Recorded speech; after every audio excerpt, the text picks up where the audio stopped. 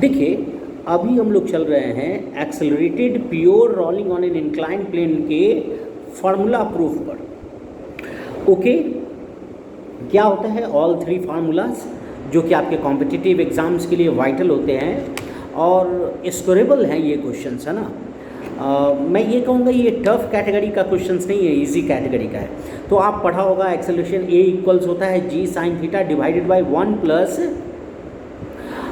I divided by M into R square. I moment of inertia है about the centre of mass, about the centre of mass of the object. और acceleration pure rolling का आप incline plane पर आप ये formula जानते होंगे। Second formula, कितना फ्रिक्शनल फोर्स वो जमीन से इंक्लाइन प्लेन से ड्रॉ करेगा, मांगेगा फॉर प्योर रोलिंग, है ना, for accelerated pure rolling. Accelerated pure rolling एक कॉमन सेंस है, जब आप साइकिल स्टार्ट करते हैं ना तो उसको एक्सेलरेटेड प्योर रोलिंग बोला जाता है।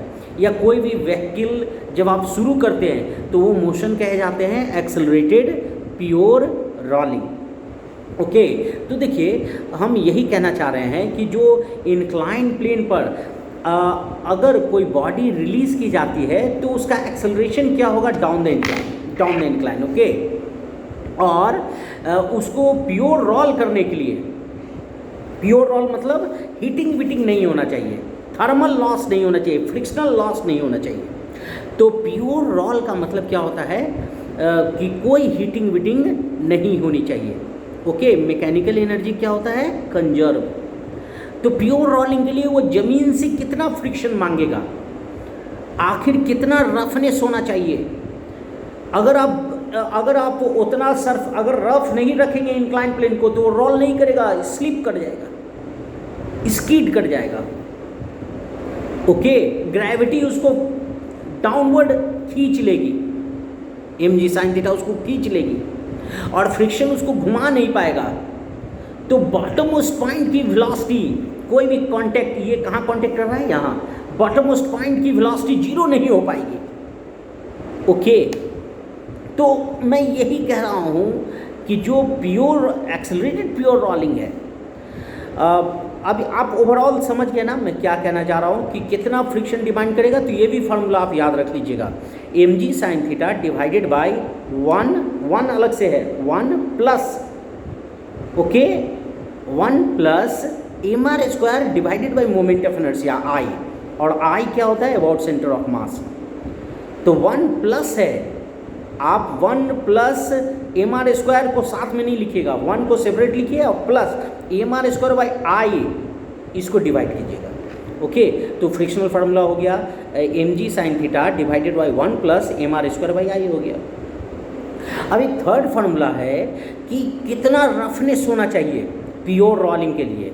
तो रफनेस का फार्मूला क्या होगा आप बताइए। तो आप जानते हैं ना कि ये frictional force, rolling frictional force का फार्मूला तो अभी आप जानते हैं, M G sine theta divided by 1 plus M R square by moment of inertia. इसको लेस देन का साइन लगा के स्लाइडिंग फ्रिक्शन कर दीजिए, क्योंकि म्यू स्लाइडिंग फ्रिक्शन का हम निकालने जा रहे हैं।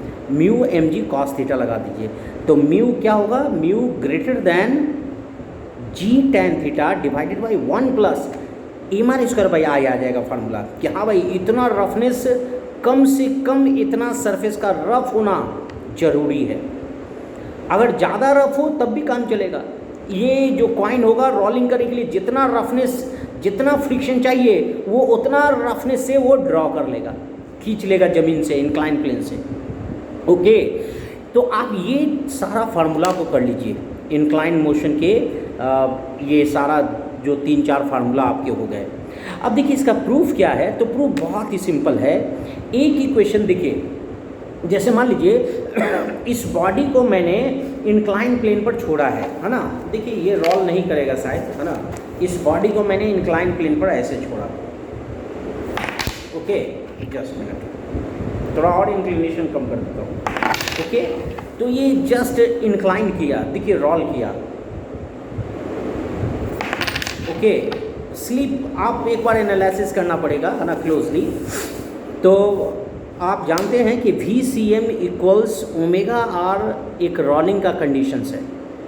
तो आप बहुत अच्छे तरीके जानते हैं कि इसमें दो मैकेनिक्स लगाना पड़ेगा अगर body roll down the incline plane roll कर रहा है तो आप ये जानते हैं ना कि अर्थ कहाँ अटैक करती है, सेंटर ऑफ मास, कोई बहुत स्मॉल बॉडी का सेंटर ऑफ मास और सेंटर ऑफ ग्रेविटी एक ही पॉइंट पर होता है। तो अर्थ इसके सेंटर ऑफ मास पर अटैक करेगा कितना से, mg sin थीटा से।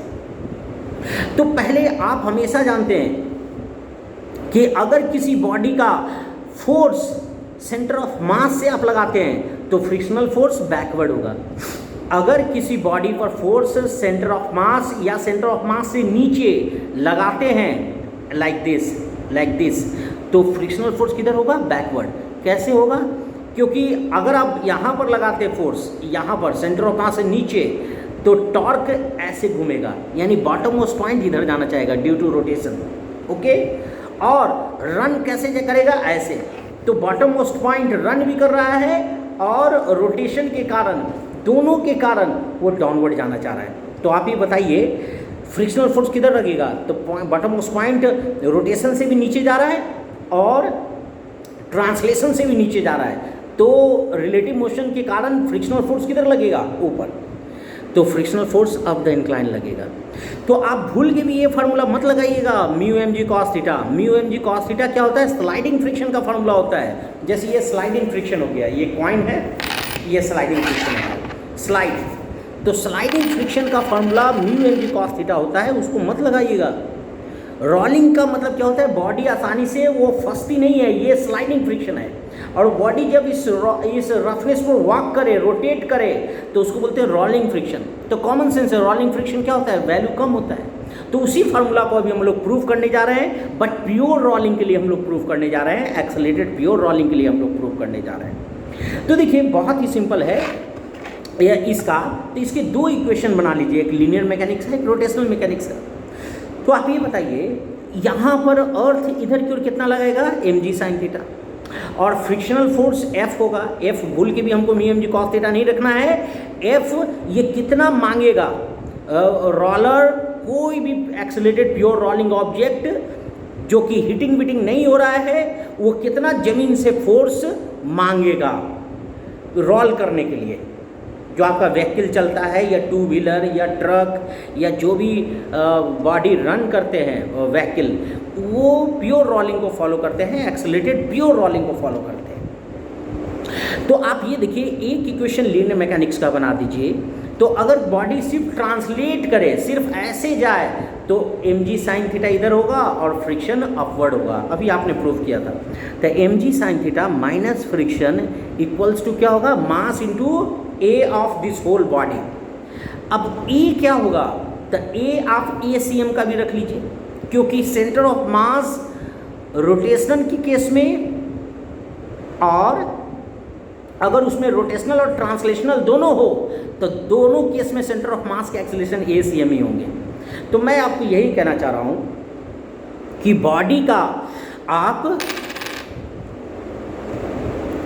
एक इक्वेशन बना लीजिए।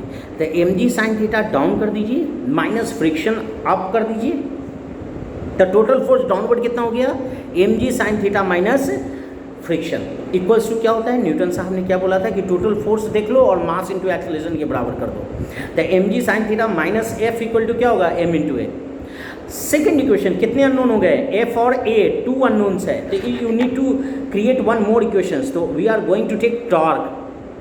तो from centre of mass of this circular plate we are taking now torque.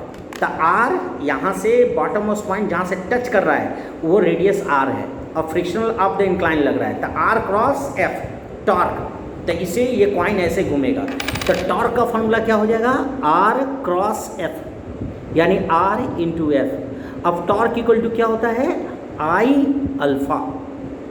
आपने पढ़ा होगा टॉर्क का फॉर्मूला। तो टॉर्क का फॉर्मूला I अल्फा आप निकाल लीजिए। तो torque R into F equals I alpha. तो F कितना हो जाएगा, I alpha divided by radius. और प्योर रोलिंग में आप जानते होंगे कि VCM equal to omega R को बोलते हैं प्योर रोलिंग का कंडीशन। इसको डिफ्रेंशिएट कर दीजिए, तो ACM इक्वल टू क्या होगा, R D omega by D T, means ACM equal to R alpha होगा। तो आप याद रख लीजिए VCM equal to R omega और ACM equal to R alpha, ये रोलिंग की कंडीशन है। मतलब इस कंडीशन में अगर कोई बॉडी इस कंडीशन को फुलफिल करे तो बॉडी में हीटिंग बीटिंग नहीं होगा। आप देखते हैं डे टू डे लाइफ में व्हीकल 100 किलोमीटर 200 किलोमीटर रन कर जाती है और वापस उसको टायर टच करेंगे तो वो ज़्यादा गर्म नहीं होगा। और अगर आप साइकिल से हवा निकाल देंगे तो थोड़ी सी हवा निकाल के आप चलाएंगे तो आप थक जाएंगे और साइकिल हीटेड हो जाएगा, क्योंकि प्योर रोलिंग को फॉलो नहीं किया है। प्योर रोलिंग में एनर्जी डिसिपेशन क्या होता है? जीरो, मैकेनिकल एनर्जी लॉस नहीं होता है। तो एक आप लीनियर मैकेनिक्स बना लीजिए, mg sin theta equals to mg sin theta minus friction equal to m into A, और एक R F equal to I alpha, और अल्फा के यहाँ पर ए बाई आर रख के एफ की formula I A by R square formula निकाल लीजिए। अब एफ की वैल्यू फर्स्ट इक्वेशन में रख दीजिए तो आपको सारा फार्मूला आ जाएगा, ए आ जाएगा, एफ आ जाएगा, और फ्रिक्शनल फोर्स और रफनेस का भी, म्यू का भी फार्मूला आप कंसिडर कर लीजिएगा। तो देखिए मेरा यही मानना है कि आप ये रोलिंग मोशंस देख लीजिएगा ऑन एन इंक्लाइन प्लेन पर। और मैं इस चैप्टर में और देखिए ये बात बहुत ही सिंपल है कि रिंग ज़्यादा फ्रिक्शन मांगेगा रोल करने के लिए। तो रिंग को अगर आप रोल कराना चाहते हैं ना इंक्लाइन प्लेन पर तो उसके लिए सरफेस को बहुत रफ करना पड़ेगा, नहीं तो वो स्लिप कर जाएगा। अगर ये स्मूथ सरफेस हो, अगर ज़्यादा रफ नहीं है और रिंग को रखेंगे ना तो स्कीड कर जाएगा। स्फीयर रोटेट कर सकता है, तो बहुत सारे कंडीशंस हैं, उसके थीटा पर भी ध्यान रखिएगा, है ना। आपको ये फार्मूला कर लेना है। इस पर जेईई एडवांस में नीट क्वेश्चंस देता है, लेकिन जेईई एडवांस बच्चों के लिए ये टॉप रैंक की लिस्ट में नहीं ला सकता है। ये इजी क्वेश्चंस इस पर फ्रेम करते हैं जेईई एडवांस। इस साल भी 23 में भी क्वेश्चंस मतलब कुछ हद तक इसी टाइप के थे। ओके, तो आप एक बार देख लीजिएगा। और मैं अभी थ्योरी चल रहा हूँ, और उसके बाद ये आप अपना सजेशंस भी दीजिएगा ज़रूर कि कौन कौन टॉपिक आप चाहते हैं। मैं उस टॉपिक को ज़रूर डील करूँगा, उसके कॉन्सेप्चुअल को। और मैं अभी बोर्ड, डिजिटल बोर्ड्स ये सब का यूज़ नहीं कर रहा हूँ। मैं कर सकता हूँ, लेकिन अभी मैं चाह रहा हूँ कि एनालिटिकल स्किल्स हम लोग का अच्छा हो। ओके, कि मैं बिना डिजिटल बोर्ड्स के, विदाउट एनी मतलब एडेड थिंग्स के मैं बता सकता हूँ कि नहीं। ओके, तो ये बहुत अच्छा मूव है, मैं आपको सही बता रहा हूँ। कॉन्सेप्चुअली ये अच्छा डिसीजन है, जिससे कि मतलब मैंने बहुत अच्छा रिसर्च करके इस पर डिसीजन लिया है कि ये फर्स्ट टाइम है ऐसा डिस्कशन। तो आप एक बार देख लीजिएगा rolling motion on an inclined plane. Okay, ये 3-4 फार्मूला जो है उसको देख लीजिएगा और तब आप उस पर रिप्लाई दे दीजिएगा, ठीक है।